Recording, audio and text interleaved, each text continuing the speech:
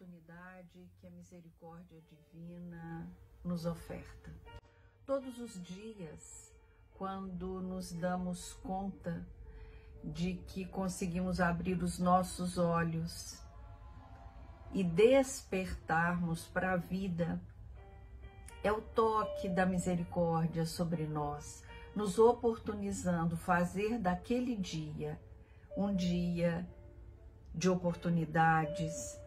Nos oportuniza também o Pai que nós consigamos fazer hoje melhor o que fizemos ontem, e assim vamos caminhando em direção ao nosso crescimento, em direção à luz que habita em nós, essa centelha divina que habita em nós. E a Evangelho Terapia é mais uma ferramenta, é mais um instrumento que podemos lançar mão para que esse reencontro com a nossa essência divina, ele ocorra. Como sempre falamos, vamos abrir o Evangelho, mas com a consciência de que no Evangelho eu encontro a direção, eu encontro o caminho, eu encontro a orientação, eu encontro o alimento que me fortalece. E antes de abrirmos o Evangelho, observemos para onde o nosso pensamento nos conduz. Ele deve nos conduzir à gratidão, ele deve nos conduzir ao Pai, ele deve nos conduzir àquele que é o dono e senhor da nossa vida, que é esse Deus de amor e bondade. E no momento em que fazemos essa conexão, aí sim estamos prontos para abrir o Evangelho. E hoje eu abri o Evangelho, nessa Evangelho Terapia de hoje, no capítulo 28. O capítulo 28 é um capítulo muito interessante do nosso Evangelho.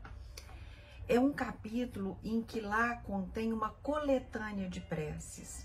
Allan Kardec, junto com todo o grupo espiritual, essa falange luminosa que o orientou na codificação dessa doutrina consoladora, também compreendeu que em alguns momentos temos nós dificuldade de fazer com que o nosso pensamento elabore, traga e formate, através das palavras, expresse aquilo que sentimos.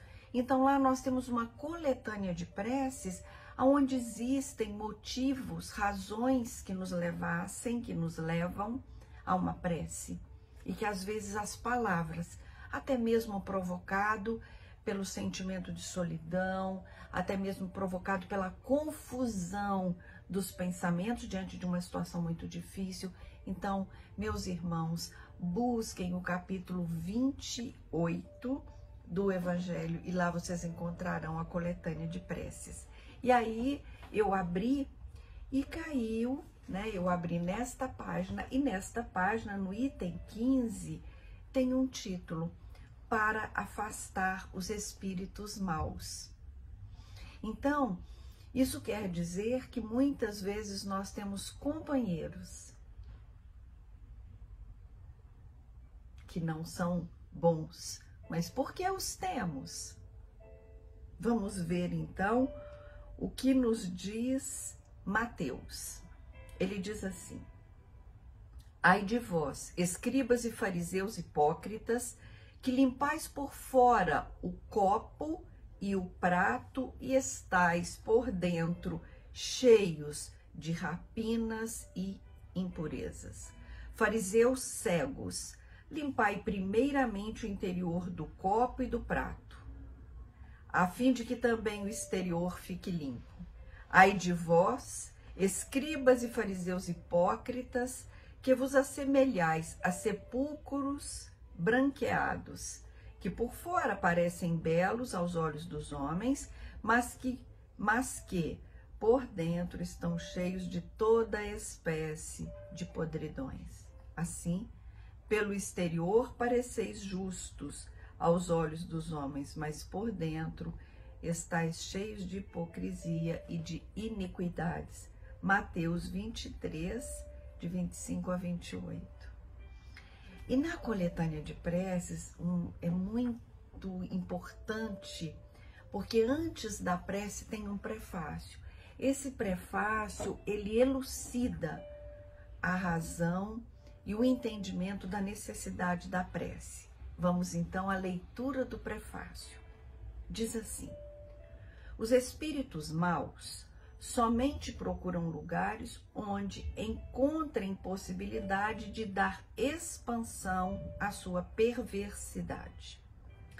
Para os afastar, não basta pedir-lhes, nem mesmo ordenar-lhes que se vão. É preciso que o homem elimine de si o que os atrai. Os espíritos maus farejam as chagas da alma, como as moscas farejam as chagas do corpo. Assim como limpais o corpo para evitar a contaminação pelos vermes, também deveis limpar a alma de suas impurezas para evitar os espíritos maus. Vivendo num mundo em que estes pululam, nem sempre as boas qualidades do coração nos põem a salvo de suas tentativas, embora nos deem a força para lhes resistirmos. Maravilhoso esse prefácio, né? Clarifica a ideia de que quando um espírito mau, e aí entendemos que mau é aquele que ainda não conhece a verdade, ele é mau porque ele ainda não se encontrou na maioria das situações, que quando ele encontra a luz, quando ele encontra Jesus, quando ele compreende a misericórdia do Pai, tudo isso se modifica. E nesse prefácio o prefácio é suficiente para nós entendermos que quando nos sentimos mal, devemos sim fazer uma prece, buscar vibrações de alegria, devemos mudar a ambiência, o que está no nosso entorno, sim, mas e por dentro de nós? O que vamos mudar? O que mudaremos? Como que eu vou mudar algo dentro de mim se eu nem reconheço que dentro de mim eu tenho? Então é necessário que eu também busque compreender os sentimentos os pensamentos que eu formato. É preciso que eu compreenda o que eu sinto. E às vezes é raiva, às vezes é um sentimento de injustiça, às vezes é a sensação que o outro me enganou, e às vezes é um medo terrível da falta, e às vezes é um sentimento de que a vida é injusta comigo. Eu preciso primeiro reconhecer o que passa no meu coração e o que passa no meu pensamento, o que eu estou pensando, para só a partir daí eu então fazer essa limpeza. Então, aqui quando Mateus fala e nos lembra, né, do que era comum os fariseus fazerem, eles se preocupavam muito com a aparência, limpa o copo, limpa o prato, limpa os túmulos, mas e dentro de mim? Eu preciso me preocupar com a limpeza? Sim, e hoje vivemos uma pandemia onde isso cai como uma luva. Eu preciso higienizar, sim, aonde eu estou, aonde eu vou, aonde eu coloco minhas mãos. O uso da máscara é imprescindível nesse momento. Mas e dentro de mim? Eu preciso olhar para dentro de mim, porque às vezes do lado de fora eu aparento um padrão de higienização fantástico, mas os meus pensamentos, eles são corroídos pelo egoísmo, eles são corroídos pela inveja, eles são corroídos pela maledicência. É esse o convite. Então, que eu me limpe por dentro, para que assim eu verdadeiramente me sinta acompanhada de bons e luminosos amigos. Agora nós vamos à prece. A prece diz assim: em nome de Deus onipotente, que os espíritos maus se afastem de mim e que os bons me sirvam de proteção contra eles.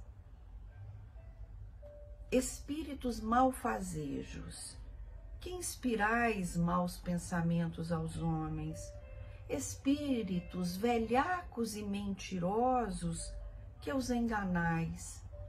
Espíritos zombeteiros, que vos divertis com a credulidade deles, eu vos repilo com todas as forças de minha alma e fecho os ouvidos às vossas sugestões, mas imploro para vós a misericórdia de Deus. Espíritos bons, que vos dignais assistir-me, dai-me a força de resistir à influência dos espíritos maus e as luzes necessárias para que eu não seja vítima de seus ardis. Preservai-me do orgulho e da presunção. Afastai do meu coração o ciúme, o ódio, a malevolência e todo sentimento contrário à caridade, que são outras tantas portas abertas ao espírito do mal. Então, meus irmãos, nesta evangelho-terapia, esse mestre de amor e bondade, ele está dizendo para mim e ele está dizendo para todos nós: olhe dentro de você e veja quais são as portas que você pode fechar. E quando você fechar essas portas, o acesso dos espíritos maus, e eu peço que nós vejamos essa palavra entre aspas, ele fica restrito, mas o nosso olhar é de compreensão para aqueles espíritos que nós mesmos permitimos que se aproximassem de nós. Não criaremos dentro de nós raiva ou repulsa, mas compreensão e amor. E nos fortalecendo de dentro para fora, eles perceberão que aqui não encontrarão mais guarida, que aqui eles não terão a oportunidade de expressarem suas verdades, mas que aqui perto de mim, eles entenderão que existe um caminho. E esse caminho é do amor, é da vigilância, é vigiar e orar. E eu quero vigiar, Jesus, todos os meus sentimentos. Eu quero vigiar, Jesus, todos os meus pensamentos. E depois que eu tiver a sensação de que eu tenho este controle sobre aquilo que penso, depois que eu visitar o meu túmulo interno e perceber as impurezas, as podridões que lá estão e retirá-las de lá, depois dessa vigília amorosa e fraterna para comigo, eu já mudo a atração. Mas isso não quer dizer que desejo diferente àqueles espíritos que de mim se aproximaram, porque de mim se aproximaram porque houve uma sintonia. Principalmente para nós que cremos no mundo invisível.